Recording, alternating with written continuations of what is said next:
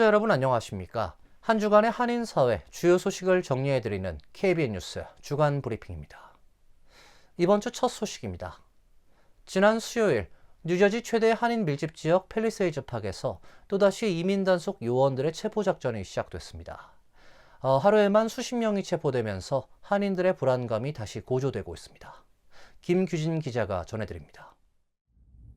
어제 오전 8시 30분부터 10시 사이 팰리세이즈 팍 브로드에비뉴 일대에서 연방이민 당국 요원들이 불법 체류자로 의심되는 히스패닉계 이민자들을 체포했습니다. 펠팍 주민들은 브로드에비뉴 선상에서 표식이 없는 검은색 SUV 차량에서 단속 요원 4-5명이 갑자기 내려 길을 걷던 히스패닉 남성을 순식간에 체포했다고 전했습니다. SNS에 올라온 동영상에는 펠팍 브로드에비뉴 곳곳에서 폴리스 또는 아무런 표식이 없는 조끼를 입은 사복 요원들이 이민자들의 신원을 확인하거나 체포하는 장면들이 담겨 있습니다.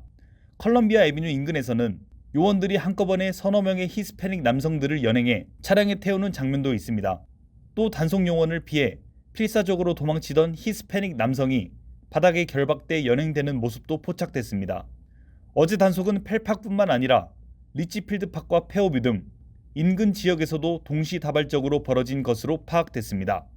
정확한 체포 인원은 확인되지 않았으나 약 20명이 연행된 것으로 보이며 한인은 포함되지 않은 것으로 알려졌습니다. 이번 단속이 일회성 또는 특정 용의자를 노린 표적 수사인지 아니면 올 초처럼 무차별적인 길거리 불법 체류자 체포 작전의 재개인지 여부는 아직 확인되지 않고 있습니다. 펠팍에서는 지난 1월부터 2달 동안 불체자 체포 작전이 펼쳐져 한인 상권이 크게 위축되기도 했습니다. KBN 뉴스 김규진입니다. 백악관 국경차르가 뉴욕시에 사상 최대 규모로 IC 요원이 배치될 예정이라고 밝혔는데요. 뉴욕주가 연방 당국에 이민 단속 제한 법안을 통과시킨 것에 대한 조치입니다. 정치 전문 매체 더 힐에 따르면 국경차르 톰 호머는 어제 폭스뉴스 폭스앤드 프렌즈에 출연해 여러분은 뉴욕시에서 그 어느 때보다 많은 IC 요원을 보게 될 것이라 말했습니다.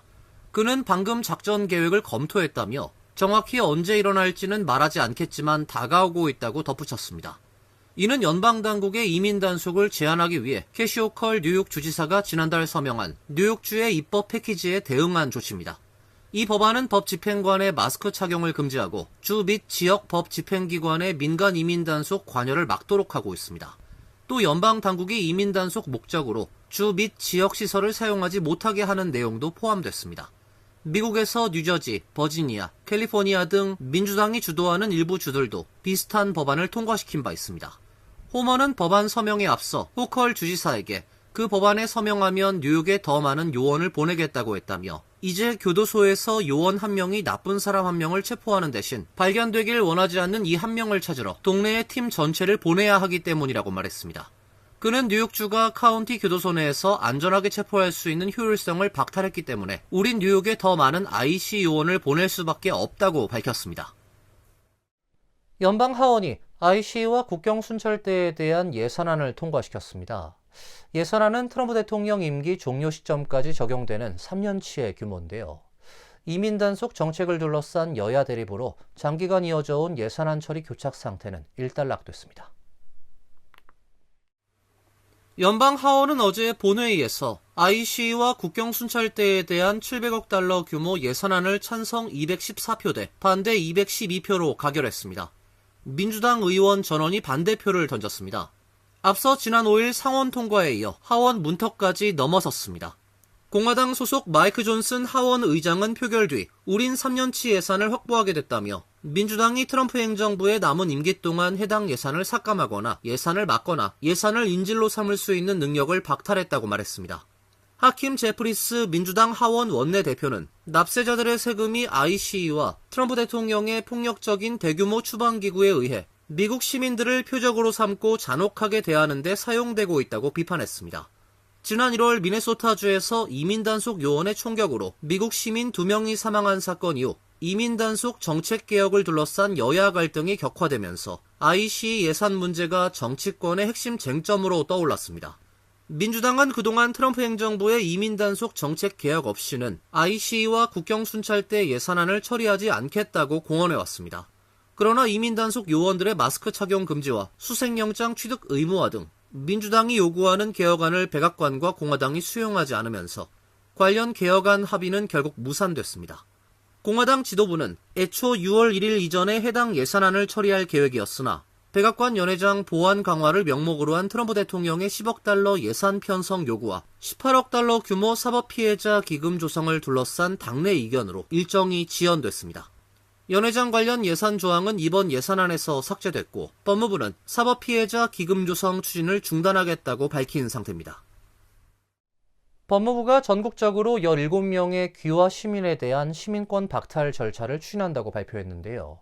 DHS도 부정한 방법으로 취득한 외국인들의 시민권을 박탈하고 추방하기 위해 모든 합법적인 수단을 동원할 것이라 말했습니다. 법무부는 어제 시민권을 부정하게 취득한 것으로 의심되는 외국 출신 미국 시민 17명에 대해 시민권 박탈 절차에 들어갔다고 밝혔습니다. 법무부는 시민권 박탈 캠페인의 연장선이라고 밝혔습니다. 당국에 따르면 이번 단속 대상자 가운데 일부는 사기 및 미성년자 성추행 혐의를 받고 있습니다. 이들이 시민권 취득 과정에서 허위 진술이나 기타 위법 행위를 저질렀는지 여부를 조사해 연방법원에 시민권 박탈 소송을 제기할 방침입니다. 시민권 박탈은 이미 취득한 미국 시민권을 취소하는 절차로 연방법원의 판결을 통해서만 가능합니다. 시민권 박탈은 입국 날짜나 나이, 혼인 여부 등에 대한 허위 진술이 확인된 경우 또는 국가안보와 관련된 사안 등을 이유로 적용돼 왔습니다. 법무부 관계자들에 따르면 조 바이든 행정부 재임 기간 동안 제기된 시민권 박탈 소송은 총 24건이었습니다.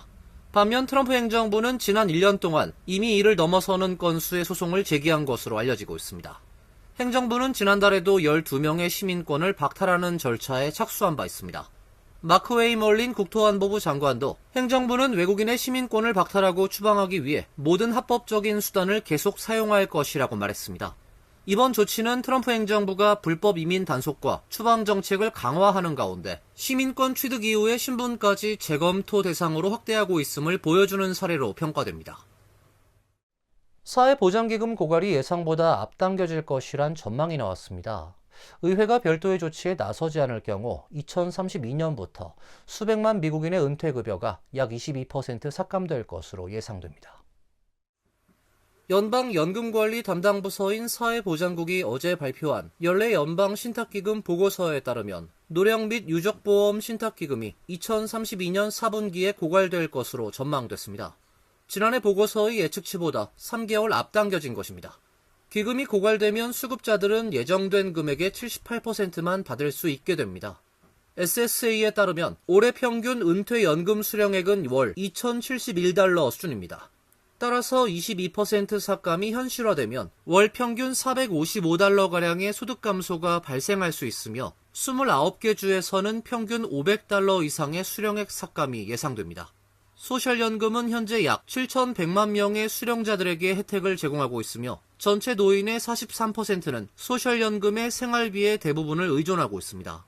메디케어 입원 신탁기금 역시 2030년 고갈될 것으로 예측됐습니다. 보고서는 고갈 시점이 앞당겨진 원인으로 세 가지를 꼽았습니다. 첫 번째는 출산율이 여성 1인당 1.9명에서 1.75명으로 낮아진 것입니다.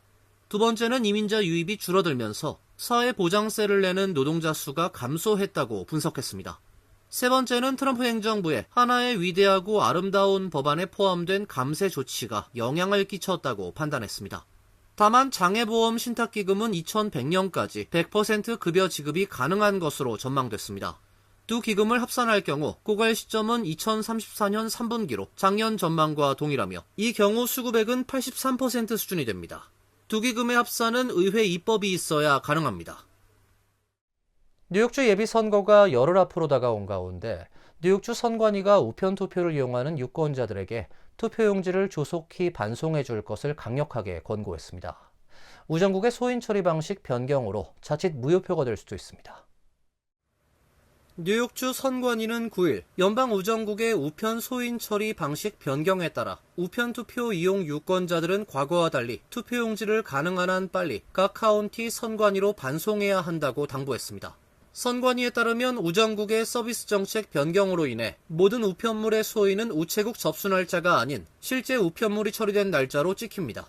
따라서 소인 날짜가 이전보다 하루 이상 늦게 찍힐 수 있어 소인 날짜를 유효표 산정의 기준으로 삼는 우편투표 특성상 자칫 무효표로 처리될 수 있다는 설명입니다.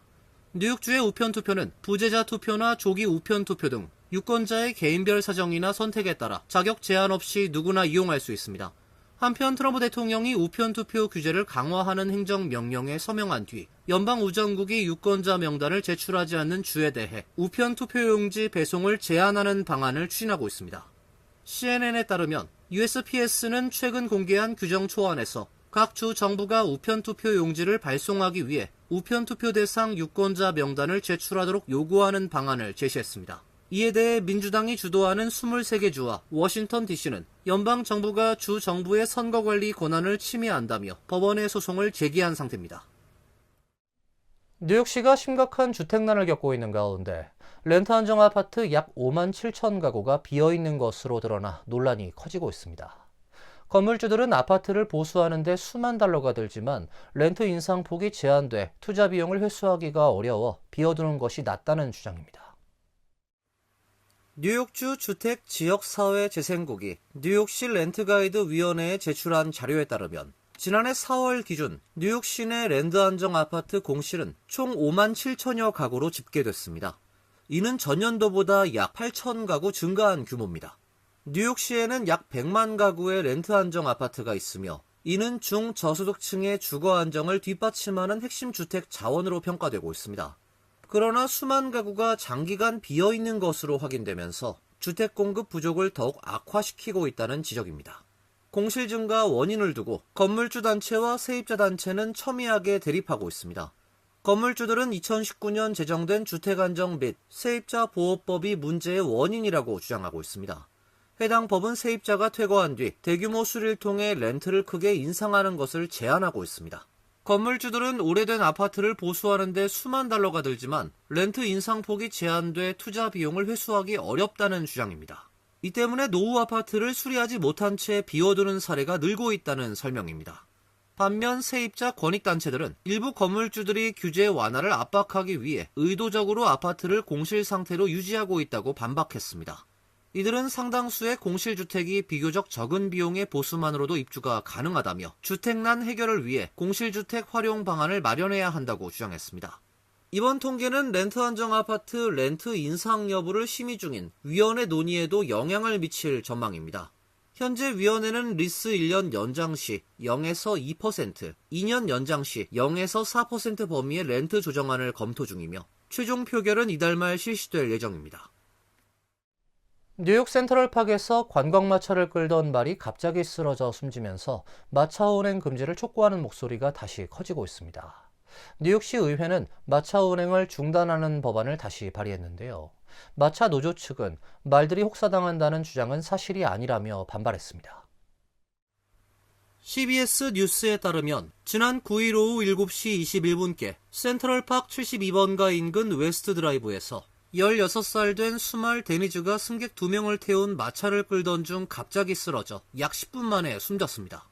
말 주인이자 마부인 누레틴 키르비이크는 가족을 잃은 기분이라며 10년 동안 거의 매일 함께했고 다정하고 모두가 사진을 찍고 싶어하는 아름다운 말이었다고 말했습니다. 그는 데니즈가 지난 3월 수의사 검진을 통과했으며 사고 당일에도 먹고 마시는 데에는 아무 이상이 없었다고 밝혔습니다. 뉴욕 경찰도 범죄 혐의는 없다며 조사를 이어가고 있다고 전했습니다. 현장을 목격한 한 시민은 산책 중에 바닥에 쓰러져 숨을 헐떡이는 말을 봤다며 몇 초 뒤에 숨이 멎었다고 전했습니다. 동물권 단체들은 데니즈의 죽음이 도심 마차 산업의 구조적 문제를 보여주는 사례라고 주장했습니다. 동물보호단체 뉴욕 클래스와 페타 등은 뉴욕시 의회의 라이더법 처리를 촉구했습니다. 라이더법은 2022년 한여름 맨해튼 거리에서 쓰러진 뒤 수개월 뒤 안락사된 말 라이더의 이름을 딴 법안으로 뉴욕시 마차 운행을 단계적으로 금지하고 마부들은 다른 직종으로 전환하는 내용을 담고 있습니다. 2021년 시카고가 미국 대도시 중 처음으로 마차 운행을 금지한 이후 뉴욕에서도 금지 논의가 이어져 왔으나 업계 반대로 법안이 통과되지 못하고 있습니다. 이상으로 KBN 뉴스 주간 브리핑을 마칩니다. KBN과 함께 즐거운 주말 되시길 바랍니다.